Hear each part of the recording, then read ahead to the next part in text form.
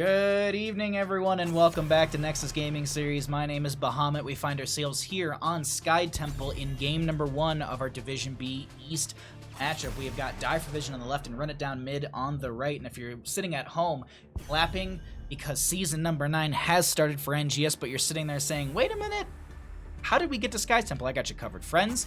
The home team this evening is going to be the members of Die for Vision. They won the coin flip, opting for first pick priority in game number 1, banning out Braxis Holdout and Dragonshire. Towers of Doom and Infernal Shrines were banned out by the members of Run It Down mid, and they have decided to take us to Sky Temple for game number 1. We can get back into our draft, and we can see that we have a Mephisto as well as an ETC being banned out. ETC has fell off the meta so very hard post-HTC and came back in, I wouldn't say just recently, because they've always been around, but I feel like for a while, ETC had no priority to Little, and everyone's like, oh, he's weak, oh, he gets bursted, oh, this and that. And now, with some of the dive and single target blow-up compositions that are coming out, you know, like Greymane, Li Ming, ETC, well, that right there is a whole lot of value. ETC is a little bit easier to play than a Nubrak, also a lot more benefit to the friendly team with some of their zone control and as well as just the power slide and mosh pit and all that kind of good stuff. But Zula to be grabbed on the left-hand side. There was a Diablo and Li Ming ban on the right, and Anduin and Sonya will be picked up on the side of Run It Down mid. Also, Sir Conrad Bacon, how are you doing, my friend? Eminem Hitman, good to see you as well. Kenwood, how are you? And what rule? The rule was that you have to wait. Basically, you have to have an hour and 45 minutes between your matches. So if I pick up a game at 5 o'clock, I am not allowed to pick up a game until 6:45. Typically, in the past, you grab a game at 5, and you grab a game at 6:30, and you grab a game at 8. You get 3 best of 3s, but not so much the case anymore. Okay, so they're talking about skins. Anyways, Kael'thas and Joanna were picked up on the left-hand side. Kael'thas and Joanna have a lot of value together. The ability for you to use the Condemn from Joanna to group enemy members up and then throw the Living Bomb onto them from Kael'thas. You can also go into Ignite at level 16, which applies the Living Bomb when you hit someone with a Flame Strike. So those are all good tools, especially on a Brawly-type map, much like Sky Temple. Falstead was banned out as they don't want to deal with the global potential from them, as well as the Gust with the control as maybe even a boss steal. Now, Gannis will be banned out as they need a main tank. He actually works really well with the Sonya and Anduin, being able to kind of just night rush in there, use the Fell Claws. Excuse me, they've got some decent maneuverability and mobility, but also Anduin would add into there with a Leap of Faith to be able to pull the Mal'Ganis out, who might go a little too deep into the enemy side. I mean, heck, they might even go into Blind as a bat, be able to use the Leap of Faith just to pull them out of the engagement at the last second, but a Varian Jaina will be grabbed. I really like this. So they're looking for some single target blowups on the side of Run It Down mid. They're going to go in with the Varian, with the, they could go Colossal Smash if they really wanted to, but I would expect it to be Taunt. Jaina throws out a combo, basically, you know, the, Ice Lance, and then you have, that's not the right, I always mess that one up, Ice Shard, the Cone of Cold, and then the Blizzard. Anduin has the Chastise for the lockdown to, you know, continue after the taunt as well, so I really like that. And then Sonya can spear in, that's going to be another stun for a second or two. So to deal with that, they're going to grab themselves a Lucio. They're going to break it down here and there with that Sound Barrier. The Sound Wave is a good way to push them off of that initial dive. Raynor does have the Penetrating Round as well to force them back. Good siege potential also with that Raynor. A lot of good value around. Just any of his level 1s are pretty valuable, but Ace in the Hole and Exterminator are probably the most contested at the time. Last pick, though, on the right-hand side, they're going to need a little extra damage with this Jaina. Ooh, I actually don't hate this at all. So it does give them siege and damage. Obviously, you know, you could go one way or the other. I mean, if you want to get a little bit more damage where the enemy team maybe steps into you, go into the Unfurling Shadows and you know, mark them with the Haunting Wave, or excuse me, the Festering Wounds at level 7 on the Haunting Wave. You can get that mark onto them and all that kind of stuff. But either way, this is going to be draft for game number 1 here on Sky Temple. I like it a lot. A lot of really positives for both, a lot of strong positives for both these teams, but there are some weak points as well. Kael'thas can be dove and blown up fairly easily. Raynor, if split from the friendly team, is kind of, you know, outside the Penetrating Round, it's kind of a weak spot, so that Lucio might be able to kind of come in and get that speed boost they need to get them out of there, but the sustained chase from Sonya potentially is going to be good. The slowing from Jaina will allow them to chase in further. Varian can close that distance with a charge as well. Haunting Wave from Sylvana, so some good chase potential and setup outside from the side of Run It Down mid. But either way, I love this. This is a good draft overall. Hello from I-80. Welcome, Valk. How you doing, bud? I hope you're safe. That rule kind of sucks, but the game time is slightly longer across the board, so not bad. But it's inconvenient for the casters for sure. Yeah, I feel like the team's problems. The plan matches go faster. like, I'm 50-50, because in my opinion, the games haven't felt much longer, but hey, we'll have to see here as we go ahead and get into game number 1. On the left-hand side, we got the members of Die for Vision. Atlas is going to be on the Zool. We've got Sulfide on that Raynor. Michael's going to be on the Joanna. Shamhat will be on the Lucio, and Darker Black on the Kael'thas. On the right-hand side, we got the members of Run It Down Mid. We've got Crazy Buttes on the Anduin. Kagan is going to be on the Sylvanas. We've got Frostbite on the Jaina. Wolf is going to be on the, I think it's Wolfie, but it's either, I'll probably jump between the two of them on the Varian. And we've got the Sonya being played by Lupus in top lane. Let's go ahead and check out, oh, mid lane. They're going to go for the Vision. GG, well played. Easy setup. They won the game. No. We are going to be having them set up for its initial engagement, and right now they do have that Vision. Just kind of jumping over to well, our blue side Vision, just to see how they're going to set up for this initial fight. Looking like we have some ping callouts right there, but not going to be stepping too far up. And I didn't look at the... Oh, this is what I was talking about. Kael'thas getting dove right there. They don't have a lot of tools. Banshee's forward. That's a lot of damage onto Sylvanas as well, as they're going to be able to get away, and Kael'thas is going to be the same as they got out with some 100 health. They did go into the Arcane... excuse me. They went to Mana Addict at level 1. Going to be having Fingers of Frost for the Jaina as well. So I don't know why, but I want to say Arcane Intellect. I'm like, that's not even a questing talent, but either way. I'm safe, but we ran out of gas because I spaced the last exit, large gap between towns. Oh no! I hope you don't run out of gas, as Varian's going to be going down. It's just going to take a little Sky Temple nap, as doubt timers are fairly low right now, so they're not too worried about that, but that is going to be a little experience in favor for the members of Die for Vision, as it doesn't look like they're really dying for any Vision. This is going to be the enemy. Also, I want to say this, run it down mid. You're not running it down mid. Like, hello? I thought that was just going to be your one strategy, was just to run it down mid. Also, I mean, it's Sky Temple. Like, why didn't we see a Juice Pirates? Like, you're going to run it down on any map. Like, this is the one to do it. Siege Giants are going to be cleared out, as they did get that steal on the side of Die for Vision. Run it down mid, looking just to keep themselves in this game, as there's actually a decent experience gap starting to form in favor for the members of Die for Vision. Shamhat should be fine here. There's no taunt, not for another level.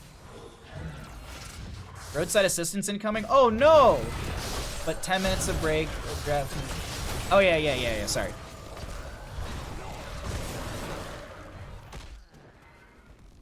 So yeah, I don't know, like, basically a best of 3 series goes an hour and a half. The average of a best of 3 series is an hour and a half. I personally don't think that this game, like, I don't think that the tower changes have really changed the game time. I think it's just a lot of the players, and McIntyre and I were talking about this last night, a lot of the players still just want to play the same Here's the Storm they were playing months ago. Like, they still want to play single target dive compositions with main tank Uther with no siege value, but that's what this patch is also forcing at the same time. Like, it's forcing teams to consider siege value, because in the past, like, you could pick up Uther Kerrigan compositions that don't siege, but they just get single target kills, and you just win with the momentum of the game. And like, I think that, like, yes, that is a good win value. I don't disagree on that factor at all, but it also does change things up, and it forces you to say, like, all right, cool, we can't just play this single target dive blow up composition. We need to consider siege. We need to consider wave clear, and I like that factor from all of it as well. But either way, first objective phase will be popping up here. The majority of the members of Die for Vision will be able to grab that. Sonya is still in top lane, did grab Vision, but Lucio grabs that back as well. Atlas coming up here to clean things up and continue the experience in the favor for the friendly team. I'm just skimming through some talents right now just to see where we're at, and pretty normal across the board, if you will. I'm not seeing anything that's like, oh my god, I can't believe they would pick that. Like, we are going to be seeing the mana tap for Kael'thas, not something we see often. Typically, I believe it's the Gravity Lapse upgrade, or like Mana Tide, I think is the name. It's like Roll Tide. No, not Roll Tide. That's a football thing. Like Energy Royal. There you go. I think that's one of them, and I can't remember the other one. Either way. Burden Spears isn't typically picked up at level 4, but looks like they just want to restore some of their maximum mana and just be less mana dependent throughout the game.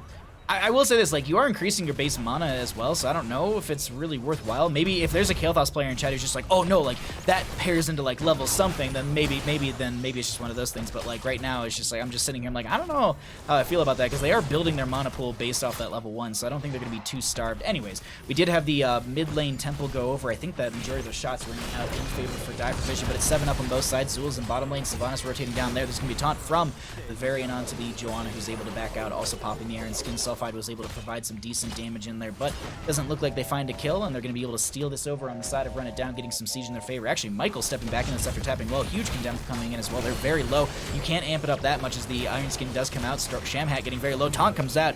The Lucio ends up going down as the Joanne is able to get out. Fine-ish. Fine-ish.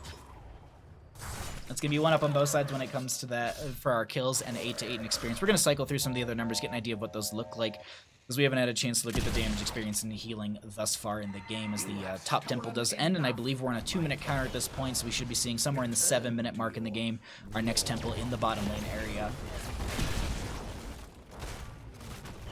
We've had a 2-hour Heroes Lounge match?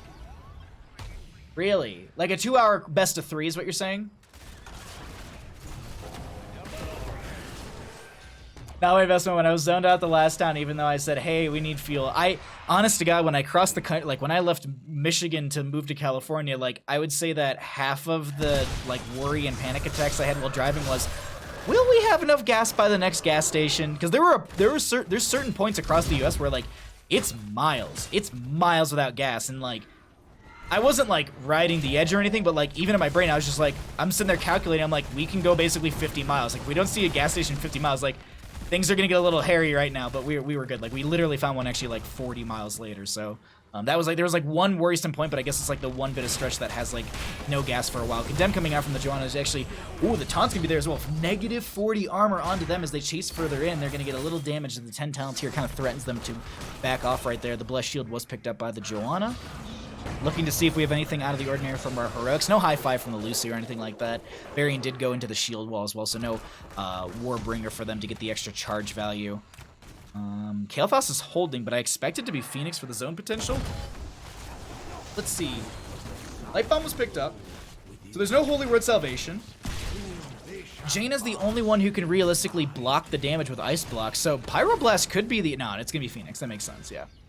And there's going to be our bottom temple here just about activating, and that'll be top lane Bruiser Camp coming in. They're going to be a little slow in this Bruiser Camp themselves, but they will have some top lane pressure as well. Going to clear out one more wave in mid as they rotate towards bottom lane. This will be Michael initially on the point getting some charges out, but this should be a full 5v5 over this objective phase right now. 2 games went 30, and we took breaks in between, so not 2 hours in game, but yeah, like it's one of those things that like probably if I was casting it, I'd probably I'd try and rush things, but it would probably be still closer to an hour and 45. But I mean, it's different skill ratings, different matchups, all that kind of stuff. And Light Bomb coming out from the Anduin, that's going to be a couple members getting hit. Sonya's spinning through.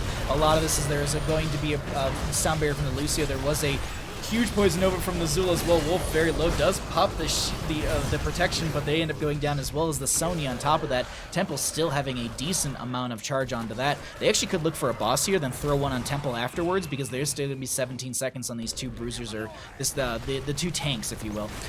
Zula will grab the objective phase, and it looks like the 2 shaman camps, bruiser camps in top lane are going to be crashing right now. I'm just looking to see. It doesn't look like one's really winning. Actually, you know what? I will say the blue side is kind of winning over, but they're going to be losing that Knight, if you will, fairly soon. Gonna throw out a zoning Bone Prison. I think that's what it is. Yeah, that the Atlas just literally throws the E and is just like, cool, I'm gonna back off for a second. Sonya will be coming into top lane, making sure this wave doesn't crash into the gate and get too much value for them. They did get the bottom lane fort in their favor with this temple phase. I'm trying to do the math. I don't think they get the kill onto this. Yeah, it's going to be very low. 604 health right there. They can go sneeze on it. Or, if you drafted Asmodee, they could have just dunked it, just saying. It still probably would have been 2 dunks anyways. So excited for NGS season. Much better than Heroes Lounge. I don't know. Like, I like both. I like both leagues. I got nothing against either of them. That's going to be the invading of the camp. They don't get it. They still have the Light Bomb. Shamhat getting very low. Does amp it up to the last second. This is going to be Eichel trying to back out as well. They do have their fort in their favor still in this bottom lane, as Zul will get picked off in the top lane against the Sonya. She did pop Wrath of Berserker, it does look like, so she's going to be able to... And you can see the swords are kind of on fire, so that signifies that it being up and still active for them. I'm just quickly looking through a lot of the questing talents. Jaina is just about halfway with her baseline quest, and 1 regen globe away. She'll actually get this in bottom lane. Yeah, she should be able to grab this in bottom lane. So she'll at least have the 10% increased damage on that Frostbite, the full mana regen onto that, and then she's just got to work on her damage to be able to get the Ice Block right there. But there's no Pyroblast, so it's not like it's... I wouldn't say, like, you still want to obviously finish it out, but it's not like you're worried about a Pyroblast big burst into you. There still is, you know, potentially Bless Shield, Gravity Lapse. So there's burst on the enemy team that you do need to worry about, but still, it's not going to be like something that's going to chase you and you're just sitting there like, why didn't I just take Ice, you know, like, why don't I have Ice Block yet? Invade into the mid lane as they just want to get the fort right there. Throws a Flame Strike. What, like, 29 health. The community is why NGS is better? Okay.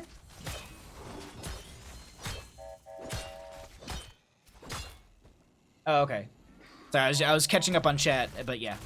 I was actually asking beforehand. I was like, God, I know Die for Vision. I know some of these players, or excuse me, yeah, I know some of the players from Die for Vision. He's like, yeah, we used to know Who Knows Gaming, and I was like, oh, that's what it was. Like, cause I casted them in Heroes Lounge if I'm not mistaken. 69 viewers, nice, very nice. Atlas getting chased out of here right now. Oh, they shut down the tower. That's gonna be taunt. You might be able to survive under towers, but not if Sylvanas is locking them down, and that will be a nice pick into the top lane. They do go for boss, though. Sorry.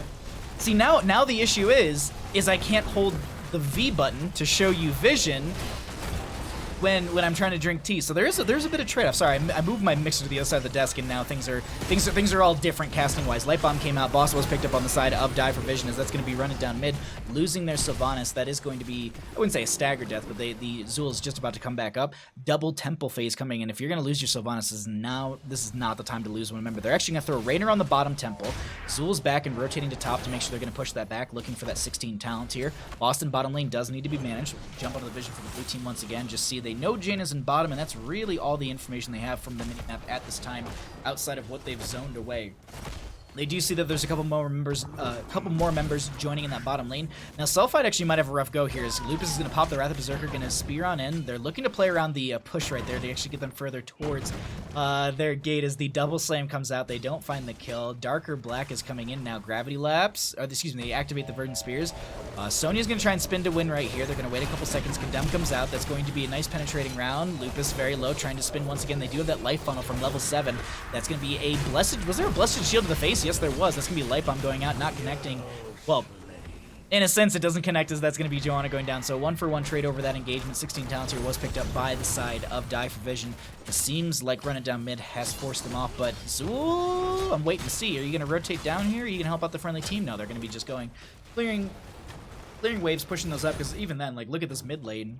This is pushed up quite a bit. They're going to get a free well from this if the... No, they're actually going to retarget... Oh, no, the catapult now. Like, it's like, oh, the minion wave's going to do it? No, the catapult's going to do it. So Zul's just doing some double rotations, as looks like we are going to be having some siege giants grabbed in the bottom lane, and they are going to be able to finish out that objective phase. This is risky. This is really, really risky without your Joanna right now. You're invading onto the camp. That's going to be a Gravity Lapse. There's a Bone Prison from the Zul. They're going to be trying to lock down variants so they don't get any sort of value. That's going to be a huge leap of faith to pull them back towards the friendly team. And the initiation went a little sideways, but everyone backs off, and this is a siege giant still in bottom lane pushing out. Looks like they're going to be able to grab these, though, on the side of Run It Down mid. And we just have bruisers for top lane.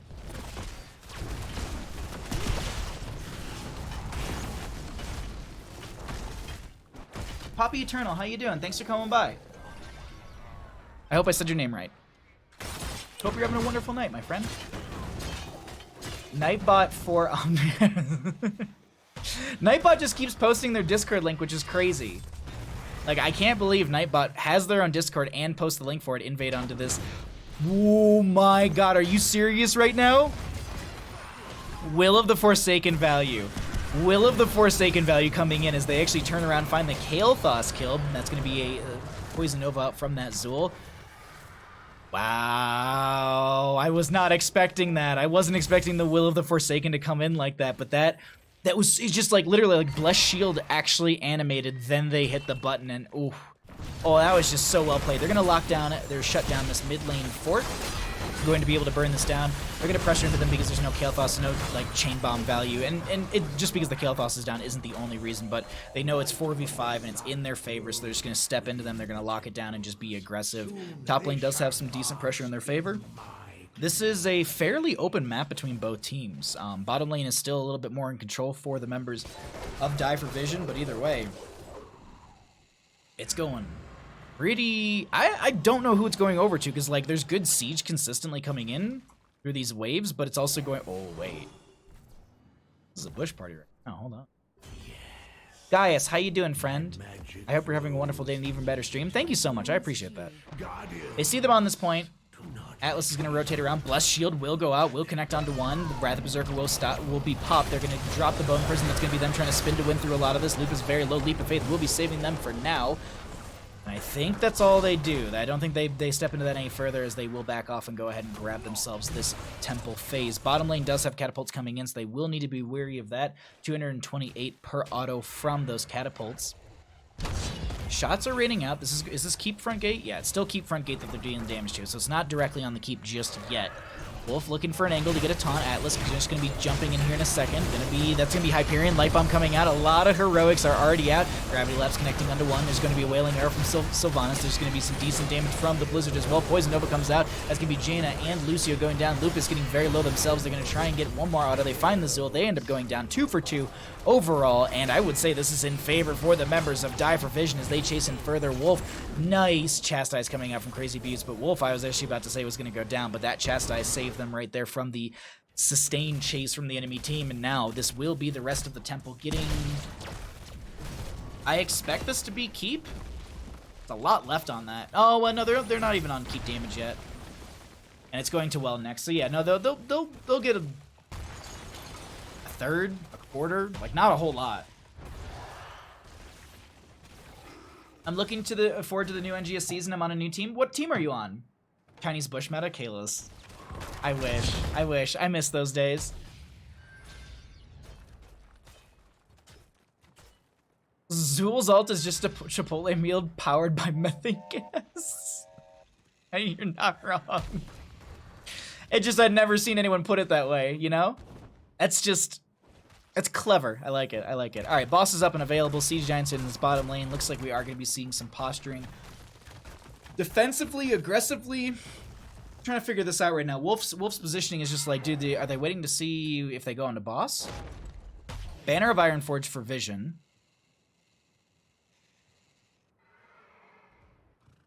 I had to cheat a little bit. I was curious myself if they were just sitting up in the bush on the left-hand side. But either way, you can see 20 talent tiers in for both of these teams. I'm not seeing anything crazy out of the ordinary. The only thing that I would maybe note is going to be Radiating Faith for the Joanna. But I've seen more and more Joannas picking up this Radiating Faith rather than the Indestructible at level 20. And there's some Joannas who are just like, just don't die at level 20. Like, win with Radiating Faith. Just don't. You don't need. You know.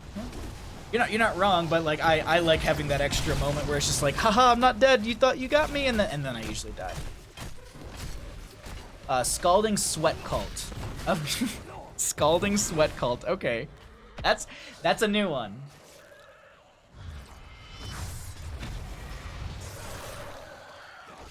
I thought I misread it for a second. It was a Scalding Sweet Cult. Sweet Cult. I was gonna giggle even more. Anyways, Trainwreck, what's up, bud? Good to see you. We are going to be seeing Boss Posture, not going for anything just yet, it looks like. Varian going to be using the Lion's Maul to just see if there's anyone there. Double Temple Phase. I didn't see it because a couple of the icons were blocking it.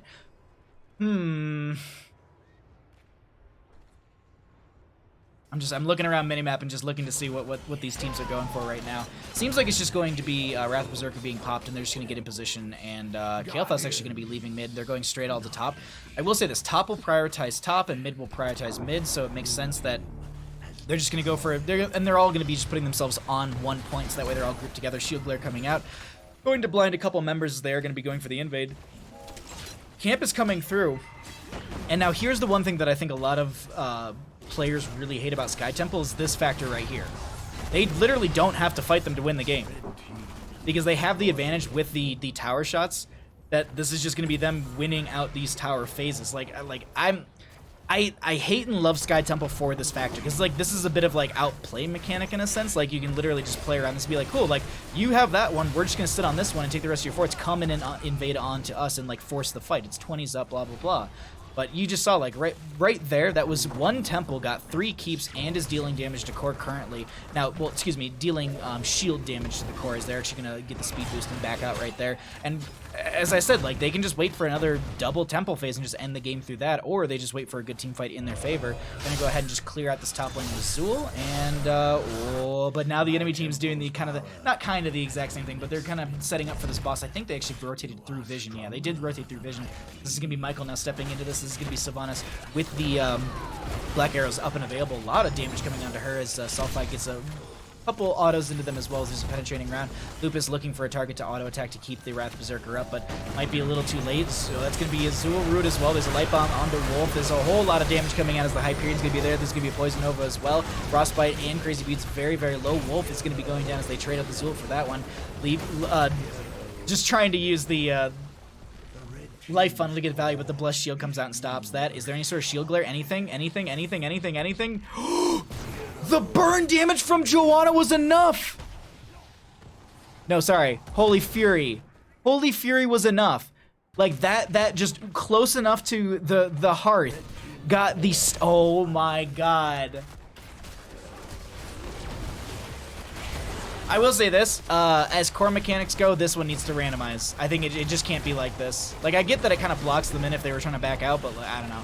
It just kind of needs to push them all over the place. I just need some bless RNG. Anyways, game 1's going to go over to the side of Die for Vision. GG. Well played. Stormy, what's up, bud? How's it been? How has it been? Still playing Paladins? Paladins? Barb, how are you? Div C East. I'll keep an eye out for that, guys.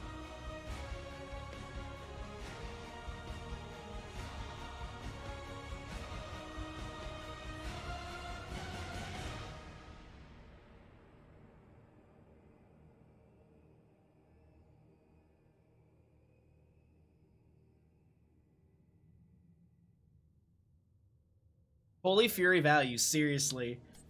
Holy Fury. It's already been an hour and a half? Damn. That was a sick burn. Clever. Don't know why, but I didn't see you live. That's okay. Thanks for coming by. Currently just finding out what they want to do here. Alright, I'm gonna get stuff organized on my back end. Giggle. And we'll get into game number 2 here in just a second.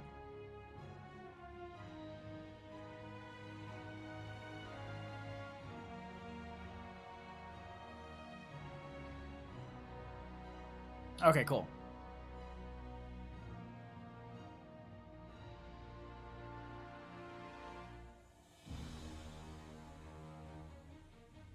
Got that right. Let us go ahead and buttons. There we go. All right, we got to make a new map. I saw that right. Yeah. Yeah. Cool.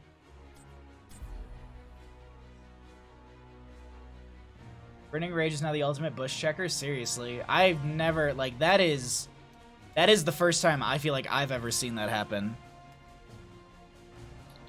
Sham hats. And it's time for the afternoon coffee. I'm not gonna lie, my afternoon tea is very, very much needed. I'm so tired. I would if you see me yawn tomorrow, I wouldn't be surprised. Like my brain is we're approaching Wednesday and I'm already shot. Funny you mentioned coffee. We just made a pot here as well. Oh, I miss coffee so much. Get Wolf in here and we can get into game 2. Yeah, I don't know, I'm on forced 50-hour weeks, so it's mentally taxing on me. It's basically wake up at 5:45, clock in at 6, work till 4 o'clock, clock out, eat something, start streaming. Finish streaming, watch one TV show, go to bed, and then repeat. That's it. I'm basically like quote unquote working for 16 hours of my day. There's also other stuff that I do when I'm not streaming that is still streaming.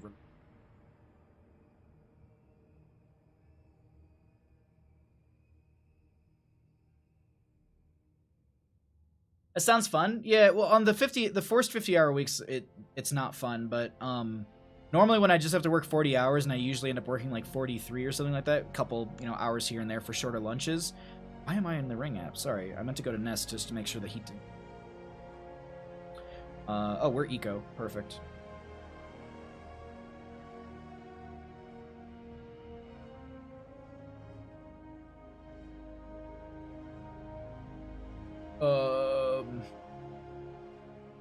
I'm the only one who drinks coffee here, so I made 1 cup at a time. Well, 1 20-ounce cup at a time. I mean, yeah, no, these are a little bit larger. Does it say on the bottom? No, it doesn't. I think these ones are like, I think these are a little bit bigger though. I'll have to double check it at some point. All right.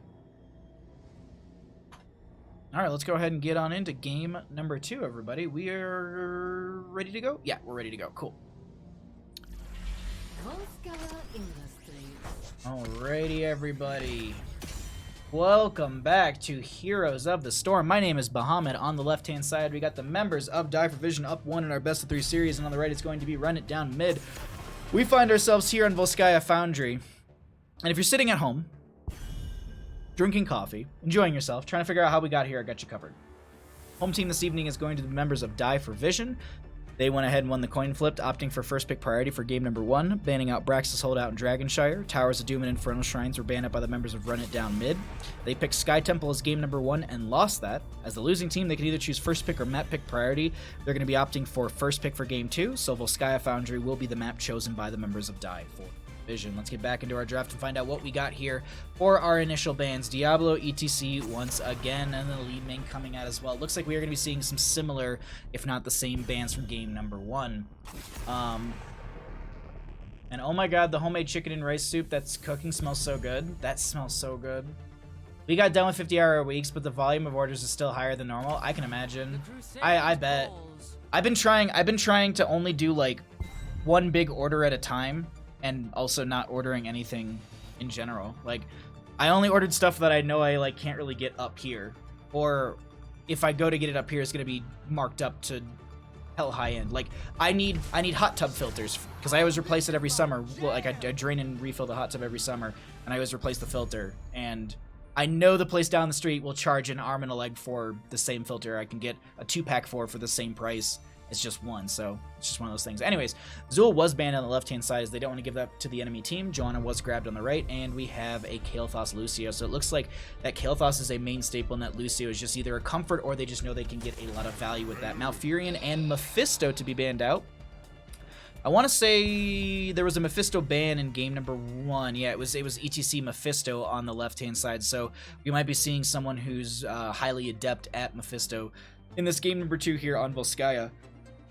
And if anything, like, if there's ever a map for you to kind of come back on, especially with a Mephisto, this is definitely one of those maps. I was gonna suggest Ana, but then I realized they already grabbed the Malfurion, so there's no point right there, like, for an Ana ban. So they're gonna get rid of the Malthael for the solo lane matchup. They don't want to deal with that with whatever they plan to grab down there, or just in general not wanting to deal with the Malthael in the team fight. I don't mind. It keeps me employed, and I guess. Thanks for the car payments. Yeah, it's true. It's just, I don't know, it's like, I really shouldn't complain. I work from home all the time, but it's just draining. It just honestly is draining, because it's not like I have anything to look forward to. It's not like I can't go somewhere on a, like, I can't, like, it's like, I got, I'm working 50 hours, but, Friday I get to do this thing. It's like, no, Friday I get to just stay in my house more. So that's the one, like, draining factor for me. Also, because there's some company side stuff that's just, they're going to make profit off of a lot of this, and none of us are going to get any compensation. Garrosh and Falstead are going to be picked up on the left-hand side. I like the Falstead a lot. This might have been a target ban in the last game because we didn't see the Falstead. It was banned out in the 3rd slot. So maybe some comforts coming through here, as that was a Garrosh main tank. And with the Lucio, it works out really, really well. You have the Walk the Garrosh, you can speed boost them, you've got the Indomitable as well to step into the enemy team. Rexar will be grabbed as the solo laner on the right-hand side. Rexar is actually, he's not like insanely hard to deal with, but he is just a very menacing factor in that solo lane, and then Rainer's going to be grabbed as well. I like that. I like this draft on the side of Run It Down Mid. I think they've got a lot of good control. Ghost, Dunk, how are you doing, my friend? I actually just listened to the most recent Hello from the Magic Tavern. I like the approach they took with it. I liked it. It was clever. I know you didn't edit it. I heard that it was a female who was a woman who edited this this episode. But either way, I don't know. I just always think of you whenever I know this is going to be played in the solo lane, but I don't care. I don't care. I love a Stitches in any game. But I am a little. No, they've got some good damage. They've got some good damage. I was gonna say I'm a little weary of their damage, but overall, no. I think they've got a strong fight on the side of Die for Vision. But yeah, no, I don't know. I always think of Ghost Dunk whenever it's like it's time to watch or listen to Hello from the Magic Tavern. Anne is great. Yes, it was Anne. That's who it was. I got to sell a car while wearing my pajamas. Dang. Dreams? Is that what dreams are made of? Someone's selling their Chevy SS or what? I don't know enough about cars. It's like an older Chevy. That's all I can tell you. But not like old where it's classic. It's like that in between body style. 80s, 90s maybe. And it's got Hawaiian plates on it, which always confused me. Like, how do you get your car here? Do you throw it on a boat? Do they let you just do that? Let's get into game. Oops, wrong button. This button. There we go. On the left-hand side, we got the members of Die for Vision. We are going to be seeing Michael on the Garrosh. We've got us on the Stitches. Darker Black's going to be on the Kael'thas. Shamhat's going to be on the Lucio, and Sulfide on the Falstad. On the right-hand side, we got the members of Run It Down Mid. We're going to be seeing Lupus on the Misha. We're going to be seeing Shinkaigen on the Mephisto. Wolf is going to be on the Joanna. Frostbite's going to be on the Rainer, and Crazy Buttes will be on that Malfurion. Let's get into mid lane, and let me fix one thing for stream, because I definitely am a professional caster and did not mess things up whatsoever. Where are you? I totally messed things up. There are things happening on the screen. Sorry, we have to move things, and I'm doing it the slowest way possible. There we go, 190. That'll be perfect. All right, cool. We're in game. We actually didn't really miss much. That's going to be Stitches rotating to bottom lane. They did go into Savor the Flavor at level 1. We are going to be having the Mana Addict from Kael'thas at 1. We also have the the War Breaker from the Garrosh. They're going to be stacking that up. There are going to be 2 rewards for that questing talent. You have the 5 stacks, which give you a slow, and then you have the 15 stacks, which give you a cooldown reduction and mana return, if I'm not mistaken. No, just cooldown reduction. Okay. Because there's damage over time and it's just damage over time you're adding. Sorry. Yeah, 5 is damage, 15 is cooldown. For some reason, I don't know why. My brain messed that one up. Stitches will be going to that Savor the Flavor, as we noted beforehand, so we'll just keep an eye on how many stacks that is and what the regeneration will be looking like for the Stitches. Currently have a health regeneration of 9.89 HP per second. Like, look at that. Look at that right now. Oh, it's not showing the regen. Well, I mean, I guess you can kind of see it right there. Blocking the mouse, but you can just see, like, it's 10.16 right now. That is just wild. We'll keep an eye on that as the game does progress right now. I know Lost Vikings can get their numbers up there as well. It's always crazy to see the regeneration numbers just flying up like that. And no, okay, I thought Wolf was gonna get caught in top lane, but they're fairly healthy, just playing by the front gate.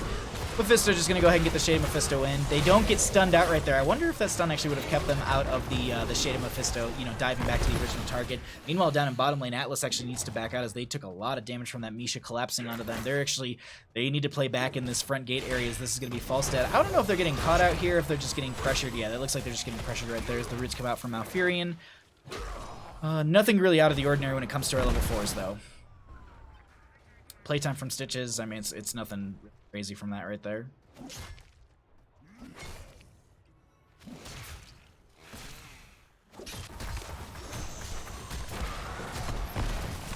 Well, yes, transporting by boat is a thing. I thought they just threw them. My next episode comes out in 2 weeks, and the guest is Bomb. I don't know who Bomb is. Very old man Barry. that who they are? My favorite car is a Chevy Butt. Exactly, Kaleo, exactly. And did the wizard fight from a handful of episodes? Oh, okay, that's really, okay, that was a really good one. Sorry, I'm reading chat right now. Let's get into game. So I knew the objective was coming up, and it was just kind of teams poking at each other, looking for quests and talents. No one really going to be going down right there, is that just weren't playing aggressive into each other. Falstad is still clearing out top lane. What are they looking at for their bribe stacks? They got 32, they got 5%, so they've at least bribed one unit to get that 5% right there. For every 20 they get, that is going to give them one ability, or one unit they can bribe, so they need 7 more minions right here. They're actually going to be getting, they're actually get that 7 in mid lane if they stick around close enough to that, and they actually can get 2 bribes. They actually could bribe the fortification camp if I'm not mistaken. As Wolf steps in with a huge condemn, going to try and get it slow. No 7 talent here, so no subdue value. Root is going to be on to Dark or Black as they're going to get picked off, and now Falstad trying to find an angle to get a little extra damage to this enemy team, and they actually drop the fortification camp themselves. Atlas needs to back off as they also do have, oh, the hook going out. I was going to say they got 7 stacks. They have 18.88 on their health regeneration.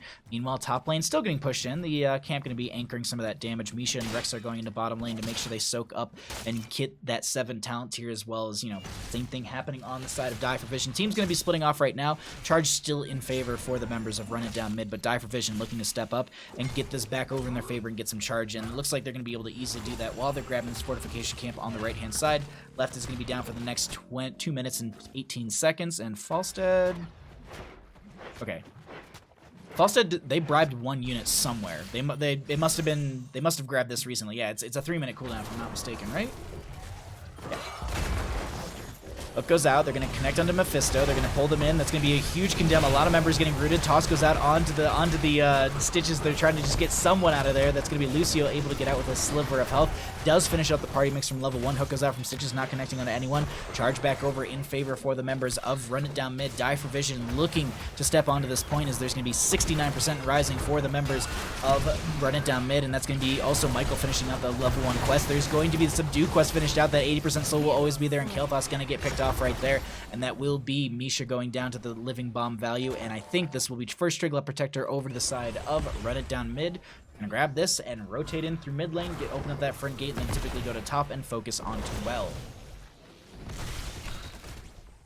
KT kind of out of position there. Oh yeah, a little forward. I meant the guess is a big name. Yeah, I assumed it was that, but you know, I had maybe it was just maybe it was who I was making up. 10 talents here coming through in a second. We'll cycle through the other numbers, get an idea of what those look like. Toss onto this Mephisto as they're gonna get a little Lightning Nova damage. Ooh, and I just realized the tea is way too hot because the burner's still on, but that's gonna be the toss onto Falstad to actually get them away from the enemy team. So gonna use that out of the fray, if you will. But we'll have 10 soon. Stitch is still soaking up against the Misha and Rexar combo, and I'm not gonna lie, this feels like a slow burn on the side of Die for Vision. A slow burn in the sense that like they like the team fights have been good for both sides. Excuse me, I knocked the mouse right there. The team fights have been good for both sides, but it's just been consistently going over to Run It Down mid. They obviously it's 2-0 in kills, but the experience isn't massively over to one side. The minions are really making up for that on the side of Die for Vision. As you saw, there was about a 1,000 deficit, and that kind of evens things out a little bit. There still is a bit of a level lead in favor for the members of Run It Down mid. The 10 talent tiers, we'll see if this changes anything. We have a Gorge Gust combo. We could be seeing Gorge 1 unit, Gust the friendly team away, and then, or well, enemy team, I guess you could say, and then just, you know, single target blow up that way, and then you can kind of crawl and claw your way back into this game. I mean, heck, if Misha Bear plays too close to the gate, you can just Gorge them, drop them on the far side of the gate, and that's going to be experience for you. Not the longest cooldown on the world either. I think it's like, what, 60, 80 seconds? 65 seconds, so. I said 60, I was like, that feels way too short, and then I said 80, and I was like, that feels way too long. But we are going to be having some camps grabs, some lanes to be pushed back, and we are just kind of resetting until control point B, which I didn't look at the timer, but we're probably sitting somewhere in the 9-minute mark in the game. Die for Vision having a tough time making space. Yeah, they keep just stepping into them. They're just stepping up and getting tons and tons of value. What's Falstad stacking? 25% bonus lightning rod damage, so bribed quite a few units thus far. Stitches, what are you looking like? Is this actually be another fight potentially? Oh, Warlord's Challenge goes out but doesn't connect. 18 regeneration on the Stitches. What are you actually sitting at? 27.79 a second. That is wild. I want to just Stitches take a little bit of damage so I can see how quickly it's just healing back up. Gravity Labs, a little bit of damage coming out from the Kael'thas. Of course, I click off of it. Dear Lord. Sorry, it's just that regeneration plus a Lucio is just ridiculous. You're healing for so much a second. Alright, so it looks like we do have a Bladder Commander going to be grabbed by the members of Run It Down Mid just to add to their arsenal for control point B. That will be pinged. They do know that this is a 4v5 in their favor on the side of Die for Vision. I think they're going to try and take that advantage while Misha's in bottom lane, but you see them already rotating up, pulling them out of that lane in case there is going to be a fight. Heroics are pretty much off cooldown across the board. Warlord's Challenge is just about to be off. That's going to be Misha in the back line, a lot of damage. There's going to be Darker Black very low as well. Warlord's Challenge, Dust comes out from the Falstad. No Gorge onto anyone right now as I'm... Oh, I thought Mephisto got gorged. I thought I saw the animation of Stitches leaning back and gorging them, but no, that's not the case, and they're going to be able to back out right there. Chat will probably know this answer. For Shade of Mephisto gorged, does that just go back to the Shade of Mephisto, or are you just gorged? I think you're just gorged. Like, you don't go back to your Shade of Mephisto, right?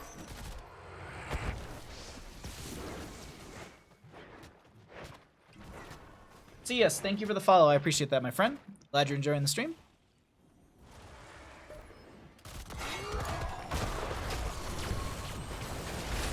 Invade coming through. Not really, they're just stepping up into them right now. Hook goes out. Wolf is going to get caught by that, but they don't even care. They're like, it's not even worth burning the Gorge. It's a 65-second cooldown. It's not worth burning onto a Joanna who's just going to walk away. I feel like Die for Vision is a touch-off rhythm versus the last game. I can agree. Gorge is it? Gorge trumps the Shade of Mephisto. Okay, thank you. I thought so. That's how it sounds to. Oh, there it is. There you see them. The Warlord, or not the Warlord Challenge, the Into the Fray. They actually do have that Shade of Mephisto still coming back next to the towers. They're going to be going down right there. Michael and friends are very low as the Hyperion comes through. That's going to be a crazy hook onto Crazy Buttes. They're going to get a Gravity Lapse as well from Kael'thas. Going to throw the Phoenix underneath that. They find a triple kill. The Garrosh for a second looked a little orange, so I was like, oh man, quad kill? And either way, they're going to be able to get the triple right there. Hook comes out once again. If you're wondering why it's the Misha Bear got killed as well, that's why. And for some reason we don't have a Misha counter. But either way, they get the channel, and that will be some percent going over to the side of Die for Vision. So slightly finding their rhythm here in game number 2 on Volskaya Foundry, but a little bit of a shaky start, and this could be the opening for Run It Down Mid to be able to take us to a game number 3. I really think that this Mephisto scaling, we still have 16 talent tier for Mephisto, which gets a lot of value as well, as you can get the percent-based damage from the Lightning Nova. Stitches once again just peeking at their health regeneration. 35! 35! Look at this health regeneration. Just skyrocketing right now. Dear Lord. Sorry, I never get to cast enough Stitches, so I'm just over here just elated that I get to actually cast one. That's cooldown reduction, is it? Fission Bomb? No, it's Explosive Radius. Okay, and then we have Fishing Hook for the Stitches, so they're going to be, well, they're going to go fishing here in just a second. They're going to be looking for just an angle, and I think they're just going to be hoping that they can maybe grab Malfurion. Anyone but Joanna or probably Rexar. There's going to be the Mephisto. They get Gorge. There's going to be, where's the toss from Garrosh? Oh, Speed Boost from Lucio is going to get them right in front. There should be a Shade of Mephisto. Sound Barrier was used. There's the Shade of Mephisto coming out. Falstad is going to be gusting them away. They actually don't get the Groundbreaker onto them. I think there was something that interrupted that right there. Is their Blessed Shield must have interrupted the Groundbreaker or the Warbreaker. Endurance of Hate coming out from the Mephisto. As you actually saw Falstad barrel rolling, they just get a little bit of armor for that right there, so they're just going to be trying to keep themselves alive and also mitigate some of that damage. But 83 charge in favor for the members of Die for Vision, as this Misha Bear is a very, very aggressive bear trying to... Oh no, they're going to just punish it with the hook and chasing further to that. That still is a little experience in favor for the members of Die for Vision, and now Run It Down Mid are kind of playing towards the back of this objective, looking to escape out of here. That's going to be a ground break. Oh no, the hook comes out. Lupus should be fine right now, but I do want to note that Wolf played that so very well. There were so many moments where I was just like, Wolf, are you going to make it out of this alive? No, they'll be fine right there. Just using the Iron Skin to block that Groundbreaker value, and now they're going to be engaging once again. Huge Warlord Challenge. There's so many members just clumped up right now. Garrosh ends up trying to make it out alive with the Indomitable. They end trading out the Rexar for the Garrosh. Rainer finding a lot of sustained damage. There's going to be Joanna. Actually, if they turn around and get 2 autos, Wolf does go down. That will be Mephisto getting picked off as well. Iron Skin was popped, and now you can see they dropped the self Flame Strike, and it just wasn't enough to zone them back, but I think they had the Living Bomb onto them as well, so that will be a 1-for-4 trade in favor for the members of Die for Vision. And if it looked like they were losing momentum in this game number 2, they just brought it back with that huge fight over control point B. Nice team fight. That Gorge, yeah. Like, there were 2 really good Gorges on that game in that engagement on Mephisto specifically. The second one almost didn't work out, but it still did, and they got the kill, and that value came in for them. And this is going to be top lane fort going down. I was wondering, do they consider going for the keep front gate? No, they're just going to open up the map for themselves, get some passive experience gain as well as that periodic catapult pressure in maybe all 3 lanes. Really depends on how aggressive they can play with this this Punisher. As you saw them actually trying to get the Punisher kind of lunge right there, if you will. Actually, I'm just curious, what is it actually called on the Punisher? Charge. Ah, it's just literally called charge, huh? We're dead. That's the wrong button on my end, but either way, they're gonna be just pushing on in through this bottom lane, and they do have that charge here and there. It was just canceled. The animation was kind of funny as they actually get the toss onto the Joanna, who pops the Aaron skin, just gonna try and make their way back towards the friendly team. The Triglow Protector does not have armor reduction when it goes into those towers. Warlord Challenge onto 1. Garrosh will be going down. I'm surprised they actually popped the Warlord Challenge. I wonder if, I don't know, the false dead Gus was off cooldown, so maybe a miscommunication on Die for Vision's end. Here's the false dead. 40% lightning rod bonus damage. That's a whole lot of... Oh my god, the hook. Misha Bear taking tower damage, taking a lot of tower damage. Atlas very low. Needs to... Oh wait, the Durance of Hate. Does he get the damage? Whee! Durance of Hate, like, he had 600 and something health. What does Durance do? It has to be close. 696. He had like 650 or something like that. Like, it was so close between those two. Oh my god. Oh my god, that was... Hold on, I need to look at stream. I can't see it on stream. Maybe he had more than 600, I can't tell. I can't tell based on stream, but they were... that was a close one. So they are going to be seeing them grab the camp and top lane as well as pushing out. So they're just going to go ahead and open up bottom lane further for themselves on the side of Die for Vision, which isn't a bad idea. Periodic catapult pressure, the lane is more open up for you, and you can play aggressive into the enemy's sides, side of the map, and you can rotate on their side. You don't have to worry about fort shots or anything like that. So now they're going to respond in kind in this bottom lane. Are they stepping too far forward here right now, though? That's going to be armor reduction. They're not losing out too much right there. They're going to be fine. Okay, so they open up the front gate. I think that's as much as they go for it. Well, Falstead is actually showing in top lane, so the Falstead showing, maybe? No, they're not going to. I'm going to go ahead and cycle through the numbers once again, though. We haven't had a chance to look at those in a little bit, so I want to be able to show what that looks like when it comes to damage experience and healing. Falstead actually going to be flying out of that engagement in top lane, not even wanting to be near the enemy team. I think they would have been fine, but I think it was just them missing on map for quite some time, which is a little bit of a nuisance or a little bit of a worry for them. 15 stacks on said Falstead, so need to, I think they bribed 1 unit, so they got, what, 45? No, they got 50%. I must have missed them up. Oh, they must have had enough in the top lane to pick up a second charge, because I think they had 30 stacks on them. Anyways, 20 talents here, not too far off. Control point B or C is probably... Ooh, I didn't look at timer. I think we're probably somewhere in the 16, 17 and a half area, I think. Something like that sounds right in my head. I think it was about 700. Yeah, it was... Well, it had to be just shy of 700 because it did 696. So there's going to be the feigned death from the Rexar, who's actually still going to get hit with the Flame Strike. There's going to be a gust from the Falstead. No Gorge onto anyone right now, but Stitch is maybe looking for a hook potentially. Kind of lining up as the enemy team. That's just going to be Misha Bear getting caught by that one right there. Maybe they just toss them back. Gravity Lapse is going to be there. I mean, if they killed Misha, that would be enough experience for 20. But either way, they still get the trickle-in experience. We'll look at those 20s in a second. Looks like Lucio did go for the upgrade on the Sound Barrier. Garish going to go into the Titanic Might. Stitch is going to be grabbing something with the bite. I don't know off the top of my head what it does. I think it's double bite for Stitches, and then we have the Wind Tunnel for the Falstead. It's like double bite, isn't it? Devour gains an additional charge for enemy heroes. Devour. Reduce the cooldown of Stitch's heroic ability by 5 seconds. So it's also a cooldown reduction onto Gorge, but also we haven't really seen... Well, we've seen like... I feel like it's just been controlled in their Gorges and like in how aggressive they've been. So I really like that. I think it's working out for them really, really well.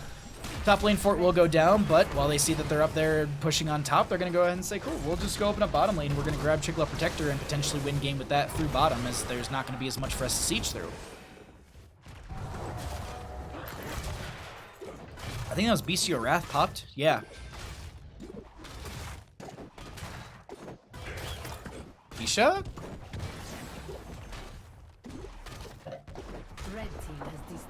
Lupus. How are you gonna kill the bear? How are you gonna kill that bear like that? Oh, feigned death. This is just rude.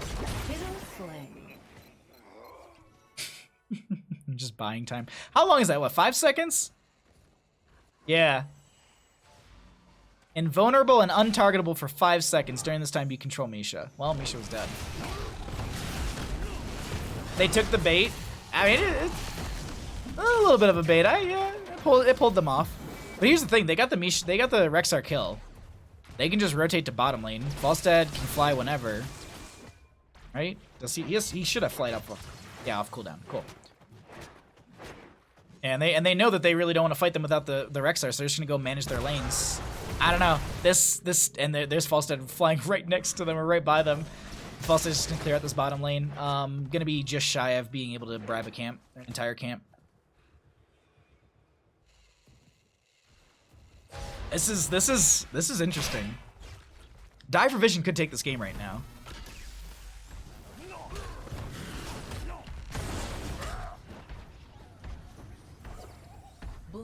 All right, let's see if they're able to win the game with Triglav Protector C.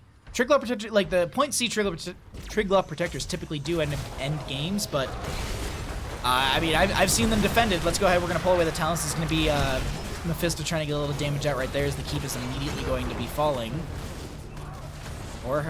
Or is exposed. They could look to go through bottom lane. Misha Berg will get picked off. Wolf is trying to get in the back line. They're going to drop the bite emitter. This is going to be Shin jumping in, as they also have the sound barrier from the Lucio to buy a little extra time right there. Stitches and Falso are the two that are in the Triglav Protector. Lupus is going to get some auto attack damage in there here and there, as this Mephisto dives backwards, gets the blow up onto the Kael'thas as they need, and now they realize, you know what, maybe we need to back off. Oh, the power, the Rocket Glove, the living bomb value from Kael'thas ends up getting the kill under Raynor, and so it's a 1-for-1, but this is still going to be a very low Triglav Protector. Keep was gotten. I think they back off and they go with just that. I don't think they can get any more right here. Misha is gonna harass, but I think that's really about it. Yeah, they just back off and they're gonna go for mid lane fort. No, even then it's still like 2% on this thing. So they poke at mid lane, keep front gate, and they're just gonna back off. Probably let the time expire.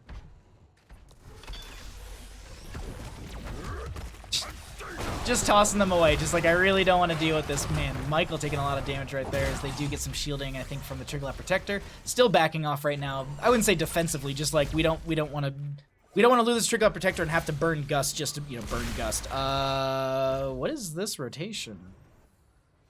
Lucas, where are you going there? Test concluded. Now we'll make adjustments accordingly. I was like this setup right now. I don't. It was just like a massive flank position for the Rexar, and I was just really confused by it. All right, bottom lane will have catapults coming through, so 377 or 400 will be the damage, and there's still going to be scaling right there. So 400 from that one, and then the next wave should be scaled up once again. I think it's like every other wave scales. Yeah. 248. Oh my god. 428. Just math dyslexia kicking in. Raynor just clearing out bottom lane a little bit, making sure the catapults won't be there. They're going to grab this camp. I don't think they can end. Well, excuse me, sorry. My brain completely swapped things around. I was just like, yeah, they're going to try and run it through bottom. I was like, wait, that's the orange team. Sorry. I'm still getting used to colorblind mode. Like, it still throws me off. I still flip teams, and I don't know why.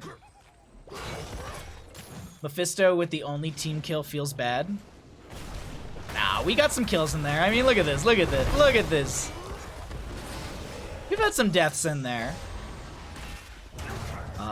Ooh, very good Indomitable from the Garrosh right there to be able to save themselves. They're going to be backing off. That will be the Mephisto not able to step any further forward into them. This will be bottom lane still amounting, or still stacking up. Oh, Hook goes out onto Raynor. A very good penetrating round. There's going to be Root from the Malfurion, Hyperion coming out from the Raynor as well. Lucio trying to amp things up in the backline. It's going to be the sound barrier from them as well. Phoenix came out from the Kael'thas. There's a couple heroics being utilized right there, as the fortification camp is going to be grabbed. Excuse me, Biotic emitter camp going to be grabbed by the members of Die for Vision, as I just once again 428 on that one. Yeah, so this one right here should scale. There we go. Yeah, so we're learning together, team. Misha's gonna be jumping in right there. Falstad going with the wind tunnel, forcing them into the corner. This is a lot of damage on the Misha, who does end up going down. Feign Death was used by the Rexar just to control the Misha during all that, so they can focus. Warlord Challenge coming out from the Garrosh. There's gonna be a huge Flame Strike underneath them. The double Flame Strike coming out as well is getting a whole lot of value. They're gonna be able to get the Titanic Might toss, and oh, Mephisto cleaning up right now. Durance of Hate. Do they have the double cast? No, they went Mimic. But Lupus and... Oh, that was a really good barrel roll. Misha is back. Sulfide realizes, yeah, I can't go into this. They're going to back off and just go into top lane and clear things out. Meanwhile, in bottom lane, Catapults are starting to get to cord. Red team's 428 core is under attack. or 456. Yeah. An excess They're still turret brawling will out in be top lane. I mean, we're not. I don't think we're gonna be losing shielding here. Maybe. We might lose a little shielding. This is riveting. This is what you all want, right? That mimic value, seriously, Behemoth. That mimic value was insane. Also, I want to point out, Subdue was finished out in the first objective. Within, I would say, minutes of the first objective as well. Like, Subdue was finished out like probably 4 to 5, probably 5 minutes into the game. Control it and you can silence the Just the sweats indeed. We're gonna go to our 4th Triglav Protector of the game right now. Control point A once again. I'm looking around minimap just to see. What are our catapults? 484. This is the scaled one? No, the next one is. I believe they're scaling by 28 per every other wave. Is what it's looking like right now. Mimic is pretty good. Mimic is but yeah. Contested right now. Hook goes out. Doesn't connect onto anyone. 24 to 22 when it comes to our heroic levels, as Misha is going to be controlled by the Rexars. They did do that feigned death just to focus on that. Wind Tunnel coming out from the Falstad. Wolf is going to be separated from the team as they pop the Iron Skin. It's going to be Misha getting caught by the hook once again. Mimic and Mephisto value coming into the backline as they dive onto the Kael'thas. They find the double kill onto Lucio and Kael'thas, and the Misha's going to go down. Garrosh gets picked off as well, and that's going to be a triple for one in a sense. Like, Triglav Protector will go over to the side of Run It Down mid. I'm just curious, what is he at? 90% Lightning Rod bonus damage. Red team's core is under attack. I have never seen a Falstad that high in stacks. I need to double check this. Is that's true? 90%. Dear Lord. What are you hitting for? 484, 512, yeah. Oh no! Falstad. Endurance of Hate. Or Consume Soul, excuse me. Okay, so there's the rocket gloves. This is 90% damage coming out from the lightning rod bonus damage right now, and this Falstad is gonna end the game. Are we serious with this? Falstad, Wind Tunnel, Gus. Mephisto's gonna get the value right there. The power, oh my god! The power glove from the core came out. The power glove! That's what literally got the kill. Falstad needed like one hammering, and now it looks like, ladies and gentlemen, because of that, we are going to be going to a game number 3. That is, like, GG. Well played. We get the Calaris core. That's how we start season number 9 of NGS.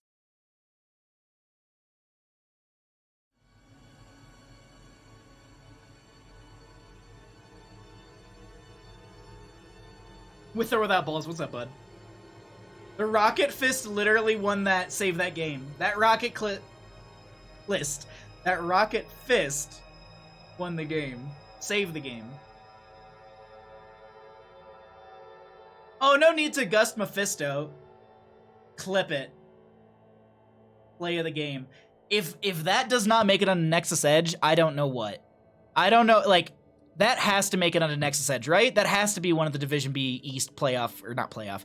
I'm still in Heroes Lounge and stuff. That has to be a clip.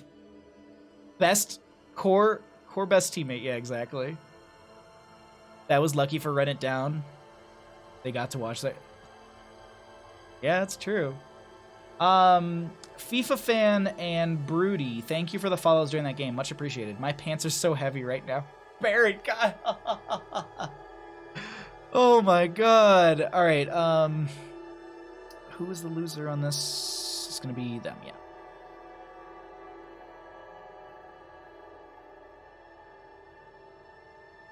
And you know what? You know what the benefit for us is? Is we get a game 3, everyone. Yes, letting your card die tends to be bad. Mm-hmm.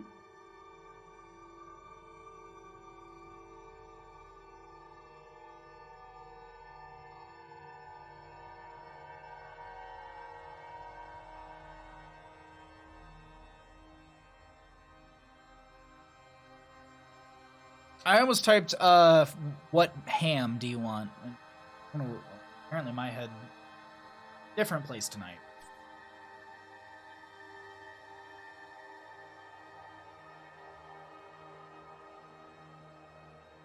He was ever so slightly late. Possibly, yeah.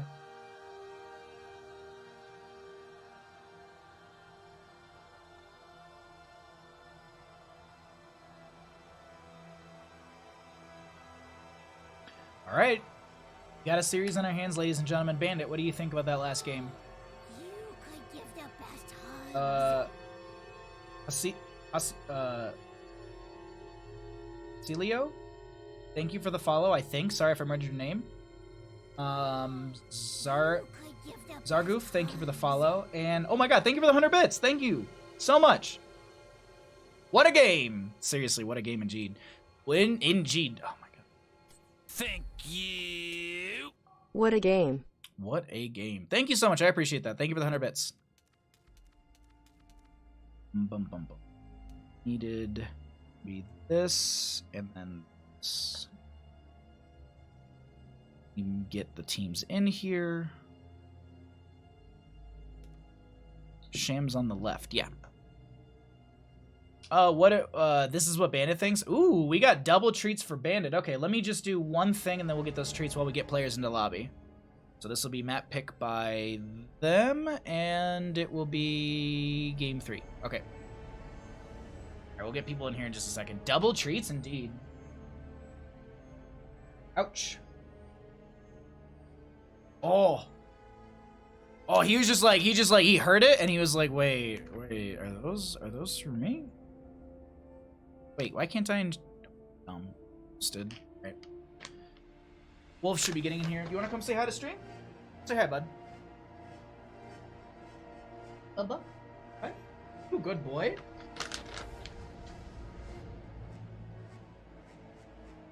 Another one?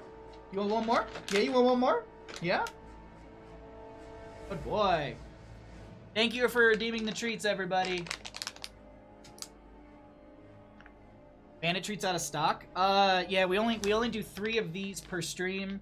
We do 1 of the mega and 1 of the big. So if you have the 20,000 or the 40,000, you can do those ones still.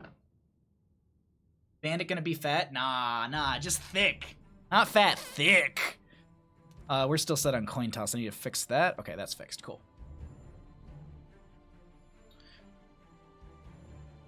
Ask if they're ready, and we'll get going into game number 3 here in just a second.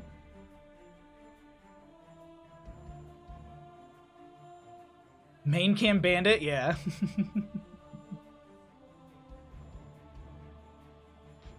I want them to lose because they changed their name. Who Knows Gaming to Run It Down Mid? Wait, what's wrong with changing your name? We did it, guys. We rated down mid. There you go, Baron Kyle. Exactly. Yo, Hebby, what's up? Sorry, I missed you right there. Sorry about that. How are you doing, Hebby? Are we hooting tonight? You can't just combine my treat with the other one? Are you saying that you want, like, more? Is that what we want?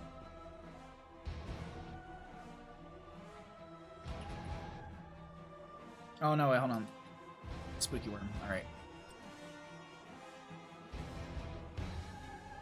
I looked over here to mute my mic when I had to cough. Let's get into game, everybody. Welcome back to the Nexus Gaming Series, Division B East. My name is Bahamut. On the left-hand side, we got the members of Die for Vision. Pause draft, we're not.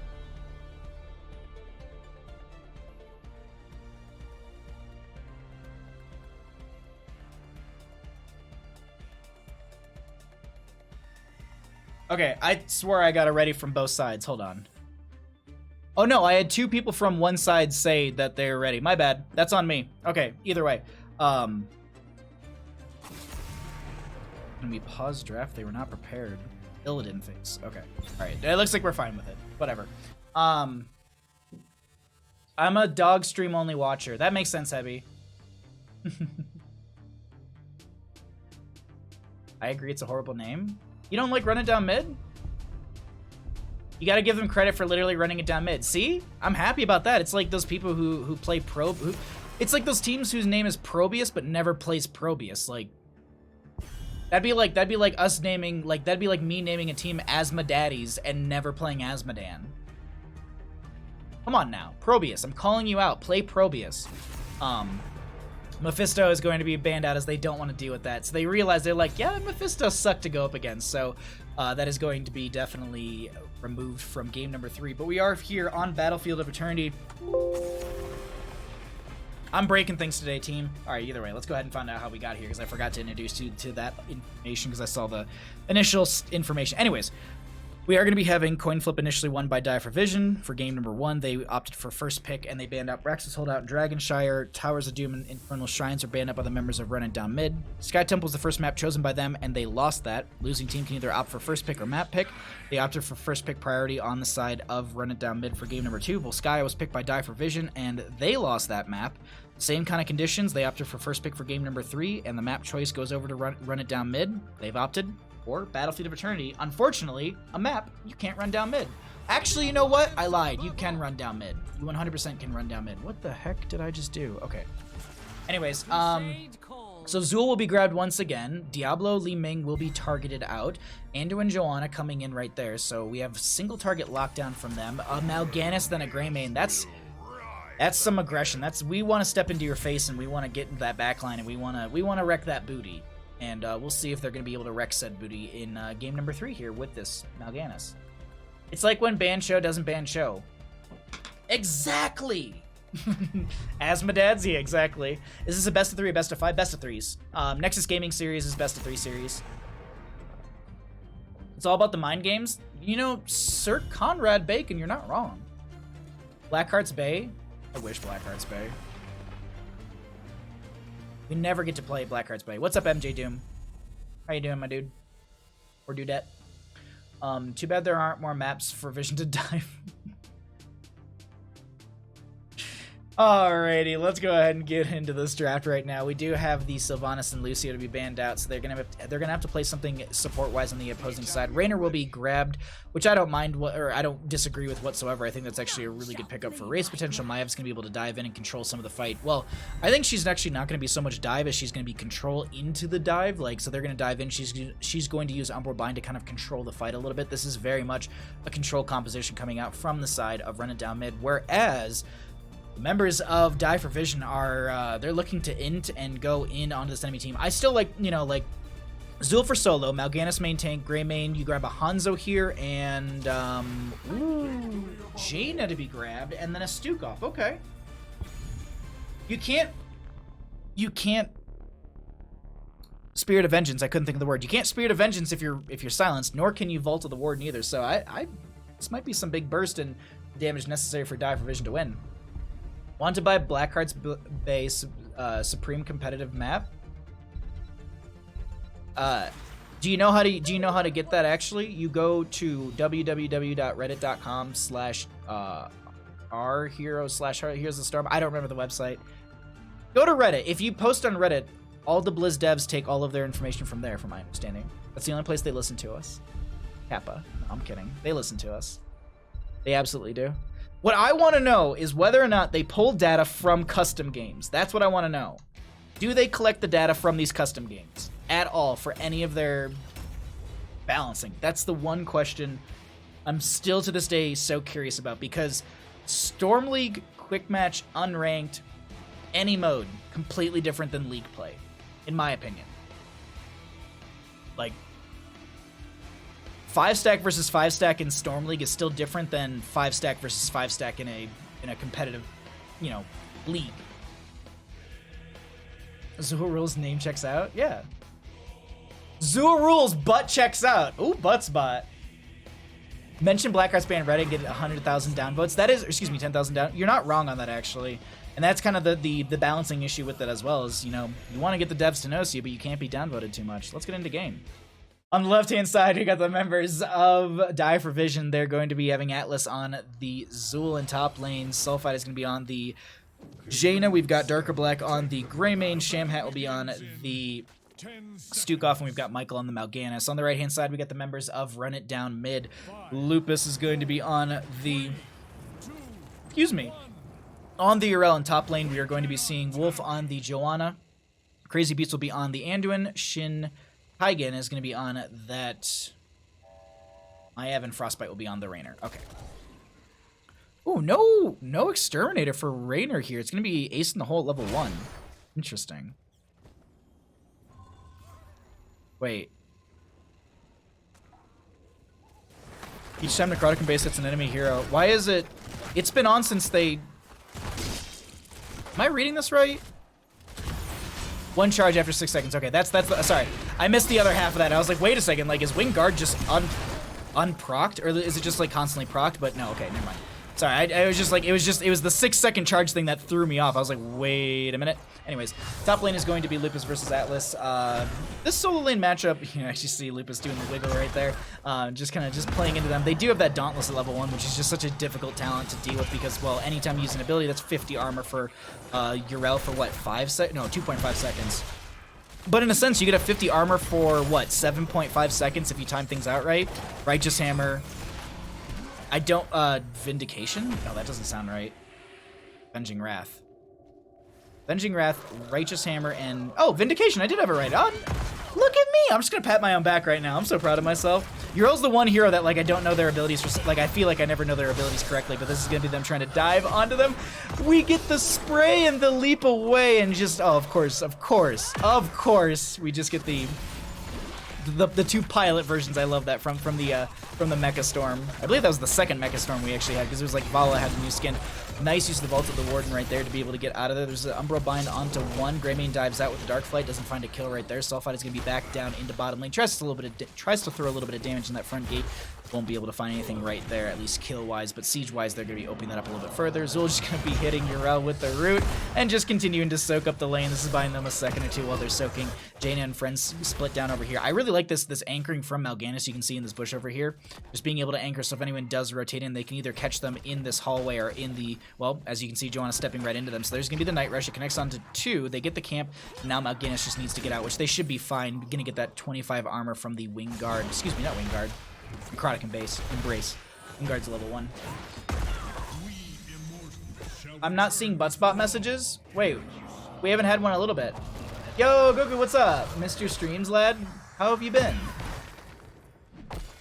I guess Die for Vision wins the race. Now, one of my friends always made a really good point to me on Battlefield of Eternity. You can win the race if you don't have a race-based team. You want to know how you do that? You just kill them, and they have death timers. Then you win the race at your own speed.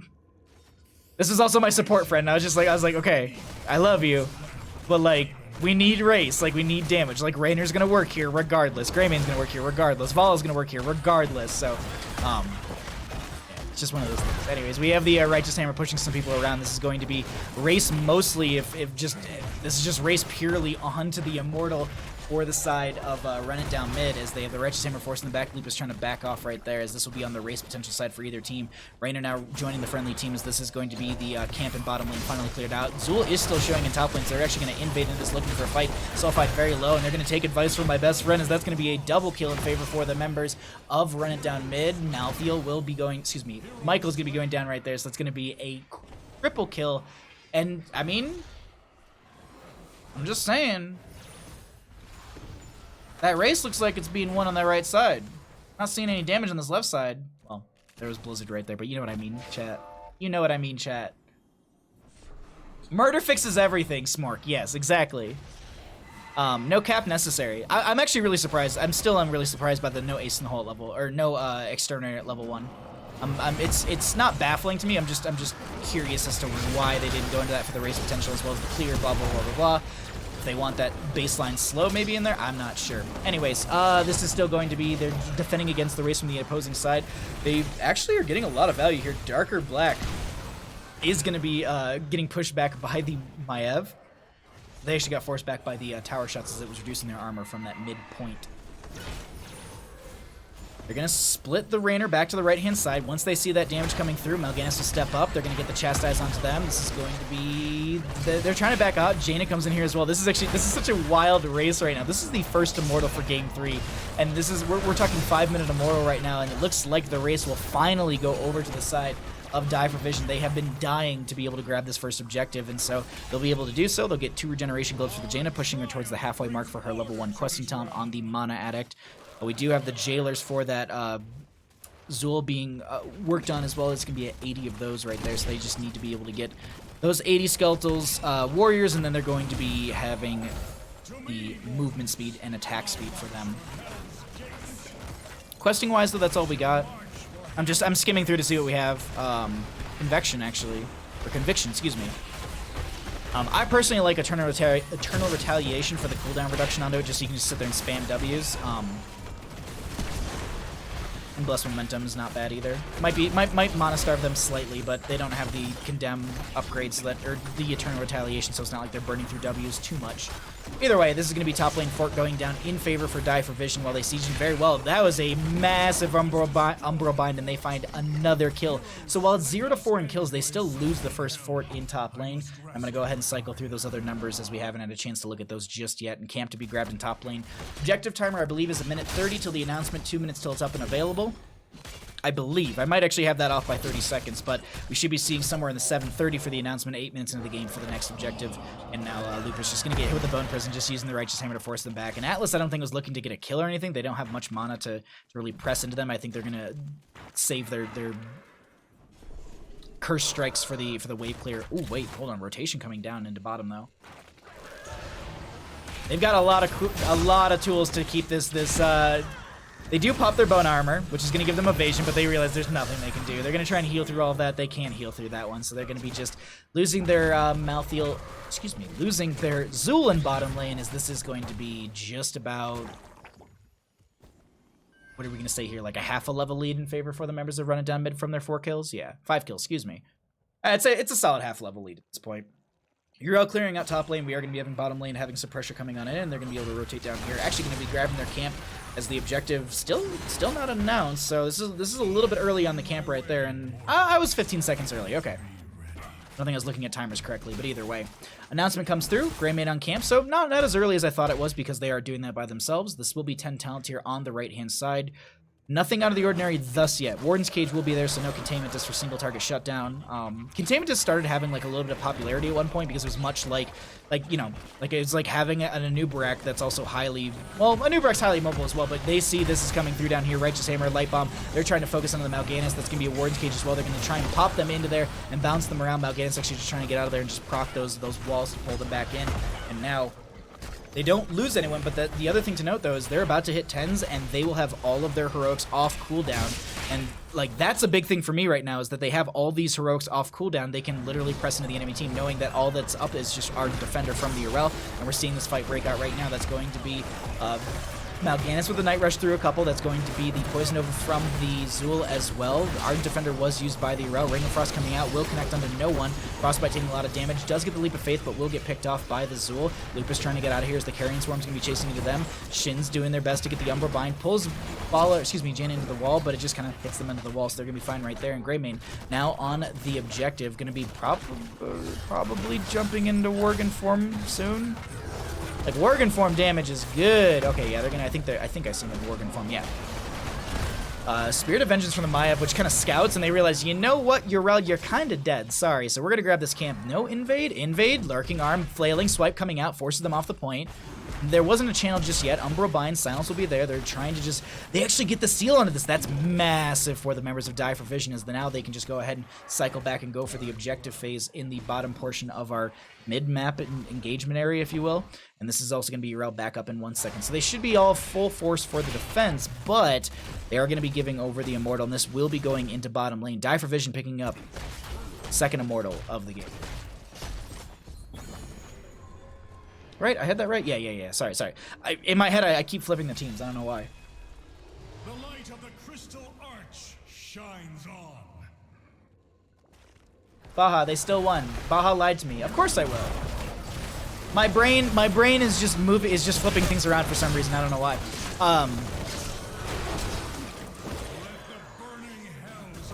I'm watching Minimap to see. Okay, so we got catapults in top lane. That'll be periodic through that lane, so it'll be every like third wave or so. 11's up on both sides, 12 talent. So no talent to your advantage. We have level 12 coming through. That's going to be a lot of damage coming out, as there will be a Ring of Frost underneath them connecting onto one. Maev's going to get picked off right there. Lupus trying to make their way out, as that will be the bottom lane still being sieged by Die for Vision. The members of Run It Down Mid doing their best to defend against this right now. So lurking arm through the gate. Maiev is up in 9. This Immortal's still very healthy. We're looking at like half of its shielding still pretty much there. Durell jumps forward, just going to be trying to get some armor as well as just jump into his enemy team and force them back. They could still press in through this top lane. Like, it is still 5v5, but they've got this Immortal to anchor for them. They just need to make sure they're not going to be... I wonder if they actually hit a hero. Oh my god, Maiev existed, then didn't.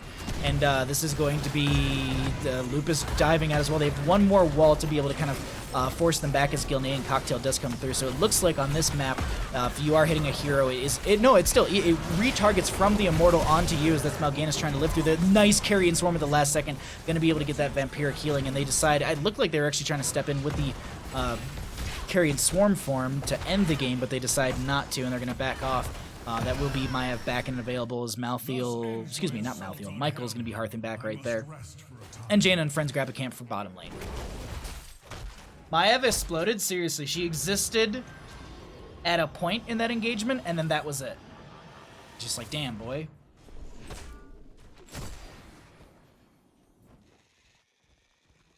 Alrighty.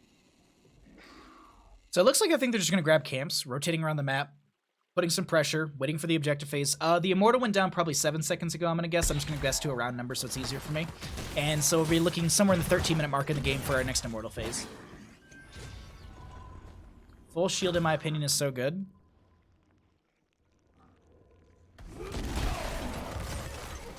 Full shield for... who?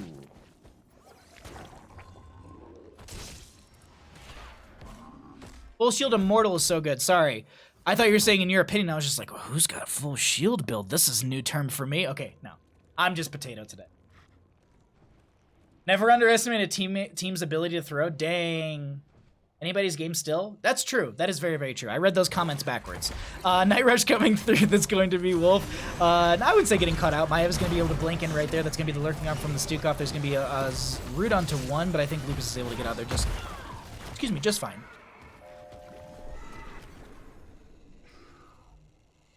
Mortal's up. We're just going to be seeing... Brewster camp for the left. This one's going to be up in the next 16 seconds. I don't think they go for the invade onto this. No, Mal'Ganis is zoning already, so it's not even worthwhile. Stukov thinking Stukov is making Maev's life hell. A little bit. This Stukov is actually really making Maev's mobility a little, well, struggle bus.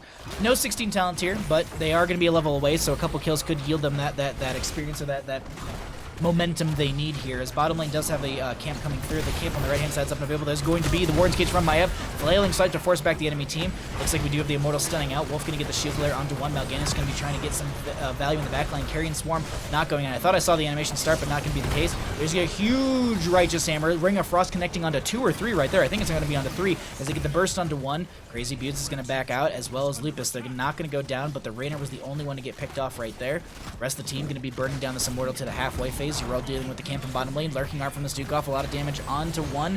Looks like the Wardens, both of the Warden will be able to get them out. Iron Skin to be able to get them out as well on that Joanna. We do have those Blessed Hammers spinning around here and there. And Yrel dealing with bottom lane right now, as it's going to be 15.5 to 14.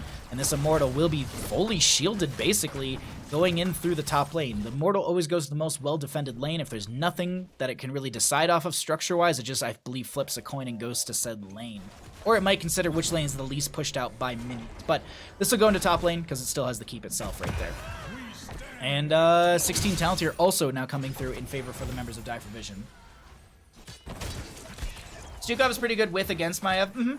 I think Stukov is probably... Stukov, in my opinion, obviously it's going to come down... Like, there's burden of execution in there, but, like, if we're talking, like, top-tier healers, I really think Stukov is still in that...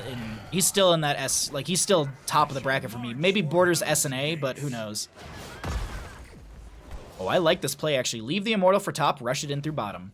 Force the enemy team to deal with you while the Immortal gets a free keep with their shield. Yeah, this is a smart call. We're going to pull away talents. I know 16 just came through, as there's going to be a big old fight in this bottom lane. It's down to talent tier. We do have full 5v5. Mal'Ganis on the right-hand side. There's going to be a poison over from the Zul. Wolf getting very low as well. Worgen form from that Greymane dives out. Below on the bottom, we're seeing Lupus is getting bursted down by the Jaina, and they find a double kill. Joanna and Yrel right there. Crazy Buttes and friends are doing their best to defend, but the Immortal now moving its way through the keep, finding its way towards the core, and is going to get some initial damage right there. There's going to be a Ring of Frost, a whole lot of burst. Rainer's going to go down or falling rapidly, and it looks like game number 3 will be going over to the side. Oh, wait, Carrion Swarm. Maeva's going to carry this right now. Crazy Beats doing some healing now. That's going to be game number 3 over to the side of Die for Vision. GG. Well played.